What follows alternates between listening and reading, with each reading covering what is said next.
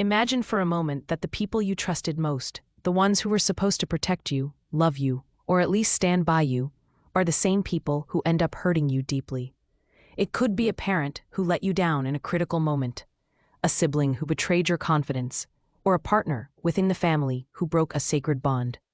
Family betrayal doesn't just sting in the moment, it shakes us at the deepest levels of who we are. Because family is supposed to be our foundation, our safety net, our first and most reliable circle of belonging. When that bond breaks, it's not only the relationship that suffers, it's our sense of identity, security, and sometimes even our ability to trust again. If you've ever experienced this, I want you to know something very important. You're not alone. Many people silently carry wounds from family betrayal, and yet, because family is often idealized, they struggle to even put words to the pain. So today, we're going to talk about 5 deeply psychological ways to begin healing after such a painful experience. This isn't about rushing forgiveness, pretending everything is okay, or ignoring what happened. Instead, it's about gently understanding how your mind processes betrayal and how you can support yourself as you work through it. Let's start with something fundamental. Why does family betrayal hurt so much more than other kinds of betrayal?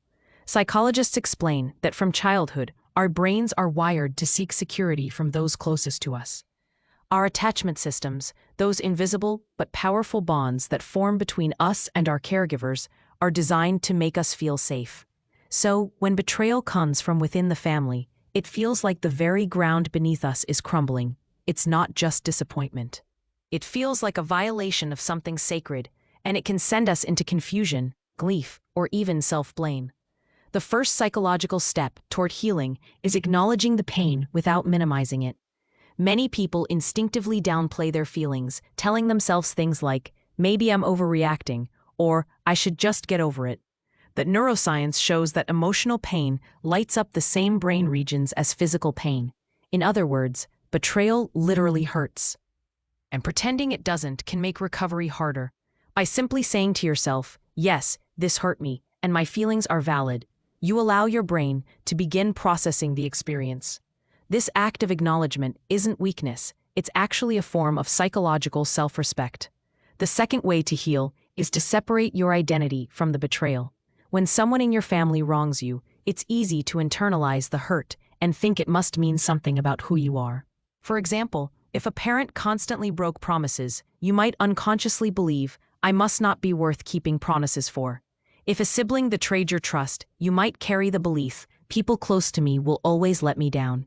But psychology teaches us about attribution error, the tendency to blame ourselves for other people's actions. Healing requires slowly unlearning this habit. When you catch yourself making their behavior about your worth, pause and remind yourself, what they did says something about them, not about me. This simple reframing can gradually rebuild your self-esteem and free you from carrying shame that was never yours to begin with.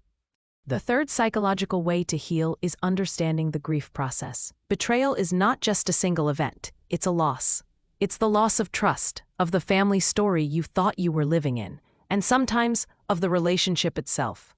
That's why healing often feels like grieving.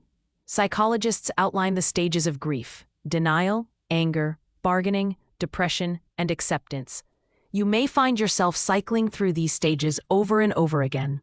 For instance, you might wake up one day feeling furious, only to sink into sadness the next. This is normal. Your brain is trying to reorganize your understanding of reality. By naming what you're going through as grief, you give yourself permission to be patient with the process, instead of feeling stuck or broken. The fourth step is setting boundaries, not as an act of punishment, but as an act of self-preservation. Betrayal often makes us feel powerless, but boundaries help us regain a sense of control. Psychologically, boundaries act like emotional skin. They protect what's inside while still allowing healthy connections. For example, you might decide that you won't engage in certain conversations, or that you'll limit the time you spend with certain family members until you feel safe again. Some people struggle with this, especially if they've been raised to equate boundaries with disrespect. But research shows that clear boundaries reduce anxiety and resentment while increasing self-respect. By protecting your mental space, you create the conditions for healing rather than repeatedly re-exposing yourself to harm. The fifth psychological way to heal is rebuilding trust. starting not with others, but with yourself. One of the most damaging effects of family betrayal is that it can make us doubt our own judgment. You may think, how did I not see this coming? Or can I ever trust myself again? Psychologists highlight the importance of self-trust as the foundation of resilience. To practice this, start small. Notice the times you honor your own needs, follow through on your word to yourself, or listen to your instincts. Each time you do, your brain relearns that you can rely on yourself. Over time, this self-trust creates a strong foundation that allows you to carefully and wisely open up to others again. Now, I want to pause here and remind you, healing after a family betrayal is not a quick fix. These 5 steps, acknowledgement, separating your identity, grieving the loss, setting boundaries, and rebuilding trust, are not things you do once and then move on. They are ongoing practices, and each one strengthens you in a different way. Think of it like rehabilitation after an injury. You don't expect your body to bounce back overnight, but with patience and consistency, your strength grows little by little until you feel like yourself again. As you walk this journey, it's also helpful to remember that forgiveness is not the same as healing.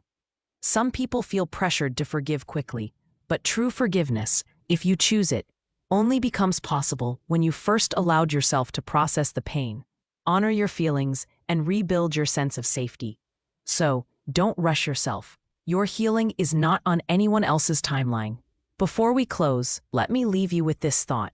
Family betrayal may feel like it has broken you, but it can also be the soil from which new strength grows. Many people who've walked through betrayal discover a deeper self-awareness, a greater compassion for others, and a stronger sense of boundaries than they ever had before. The pain is real, yes, but so is your ability to rise from it. You are not defined by what was done to you. You are defined by how you care for yourself as you move forward. If this message resonated with you, I encourage you to like this video and share it with someone who may need these words today. And if you'd like more psychology-based insights on healing, relationships, and personal growth, please subscribe to the channel so we can continue learning and growing together. Remember, healing takes time, but every step you take toward understanding yourself is a victory. Stay gentle with yourself, stay hopeful, and know that you are stronger than you realize. Until next time, take care of your mind and your heart, and keep walking toward the life you deserve.